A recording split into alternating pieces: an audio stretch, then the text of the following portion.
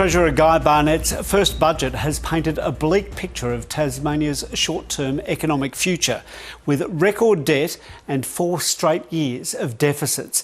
But he says he has a clear plan to dig the state out of its fiscal hole, mostly through cuts to the public sector and selling state-owned companies. A state facing economic headwinds. Guy Barnett has handed down his first budget. We need to ensure that we can have a sensible pathway to surplus. We could have a slash and burn approach. That is not our approach. The budget reveals 4 years of deficits, shrinking to $236 million in 4 years' time. But once borrowings and one-off Commonwealth payments are excluded, those deficits are even bigger. And the state's debt is still growing, reaching $10.8 billion by 2028. And there's no target for when it will start to shrink. The Treasurer says he has a plan to right the ship. The budget's about building a better Tasmania now and for the future. To tackle debt, the government will look to sell Crown land and government business enterprises. But following advice from economist Saul Westlake, they've ruled out selling assets including Hydro and Tasrail and will reverse a decision to commercialise parts of the public trustee. A mega merger of Tasrail, TT Line and Tasports is also off the table after a review found it would be bad for competition.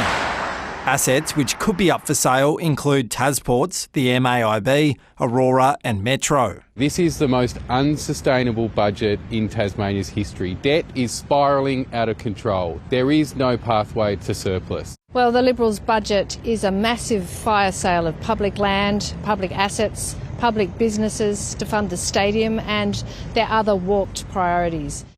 The Treasurer also plans to rein in public sector spending. A new efficiency and productivity unit will be tasked with making at least $150 million a year in savings.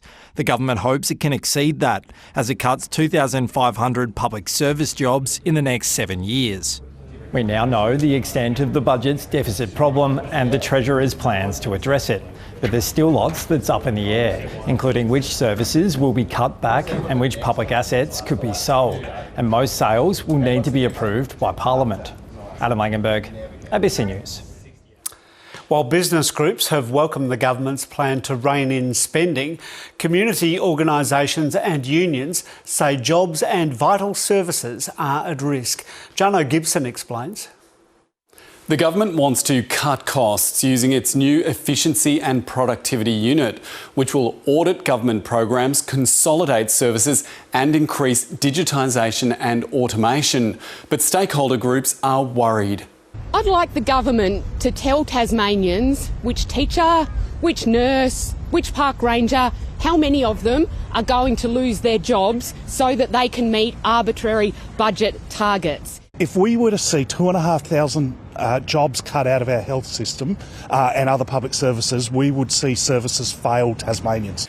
Others say it's essential the government continues the course towards a surplus. We have a government with a spending problem. That spending problem has remained in place.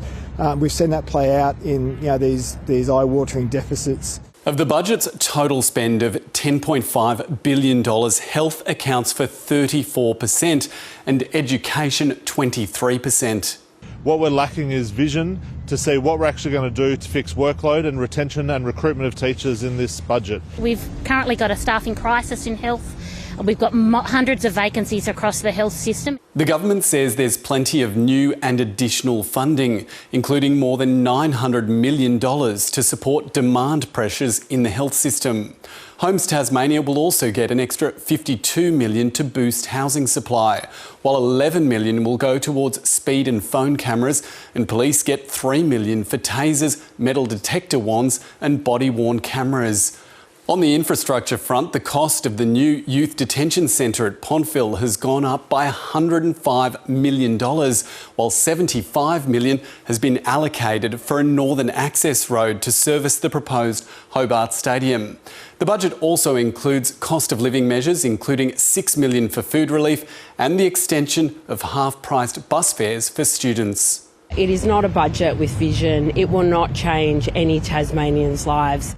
While the government has framed this as a responsible, sustainable and compassionate budget, others see it very differently.